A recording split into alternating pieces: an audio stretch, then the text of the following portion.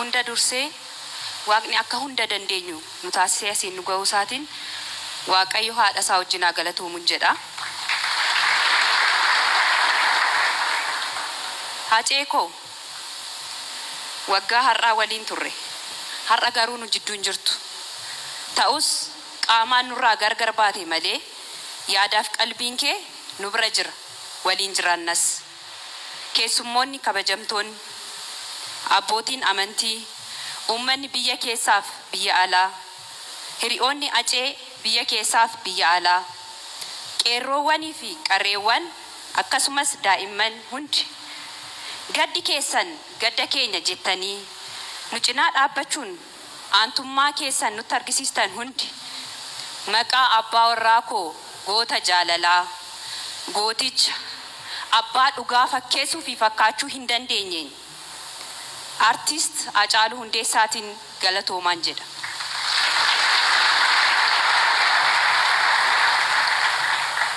Baga nagaan dhuftan.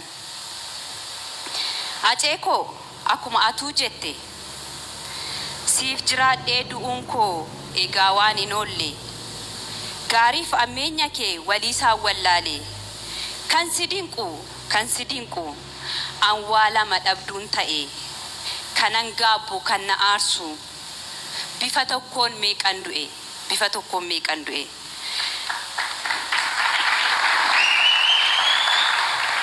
Eeyyen Acee koo bifa tokkoon waa lama dhabduun ta'e sis dhabeen dhugaa keessa dhabe.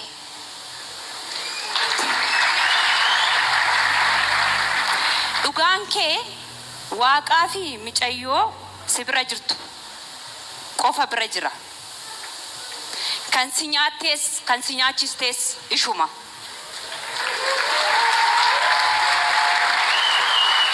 Atuu akkuma jette kan nama nyaatu nu keessa jira jette mitiire. Acee koo ati hin duutus kan du'e warra si ajjeesne jedhanii yaadan seenaa hin qabne warra garaadhaaf buludha.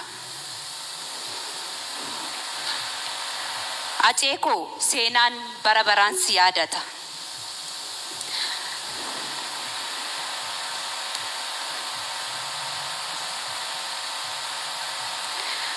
Aceen koo akkuma jedhe dhugaan kee dhugaadha. Mul'atee ifa jira. Haqa kee hinaalu beeka si miidheera. Si dhabee jiraachuun hedduu namii turre dhiifama naan godhin waa tokko siinulli. Dhugaan kee mul'atee ifa jiraatus haqni kee ifa jiraatus kan dhokate yoo ta'us gaafa Rabbi jedhe ba'uunsaa hin oolu. Kun immoo abdii kiyyaa fi abdii uummata keetiiti.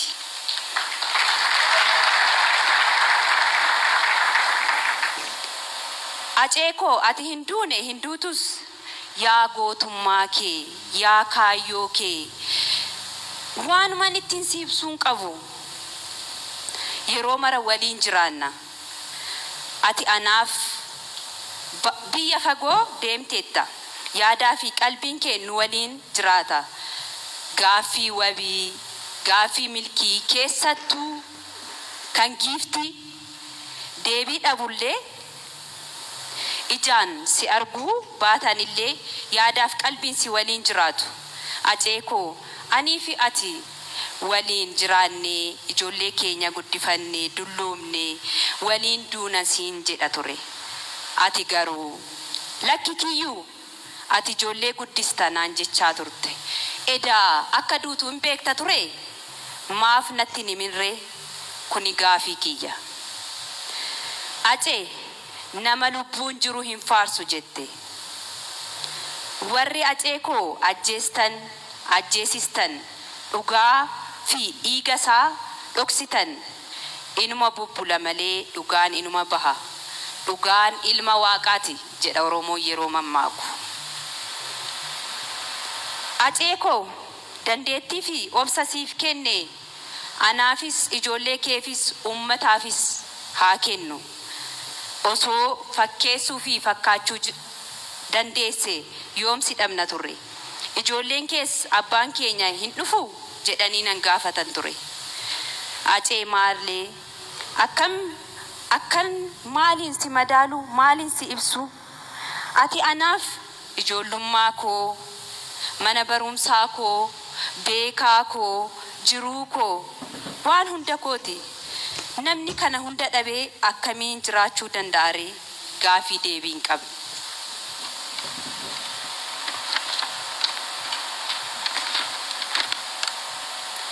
acee koo boolla kee daadhiin haa guutu dhiiga fi dhiiga kee dhugaa fi dhiiga kee rabbi haa baasu warreen si waliin wareegamanis boolla isaanii daadhiin haa guutu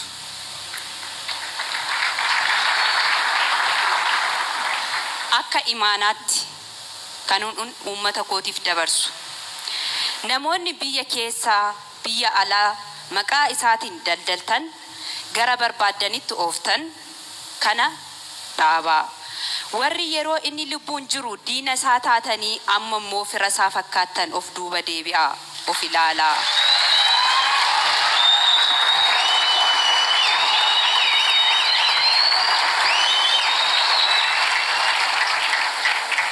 mee erga boqatee haa ciisu yoo dandeessan warri fakkeessitan fakkeessuu irra ta'uutu caala waan ta'eef dhugaadhaan dubbadhaa dhugaadhaaf mormaa jiraachuuf jecha sammuu keessaniin gogomsinaa dhugaa acee koo akka bahu amantii qabdanii rabbinaaf kadhadhaa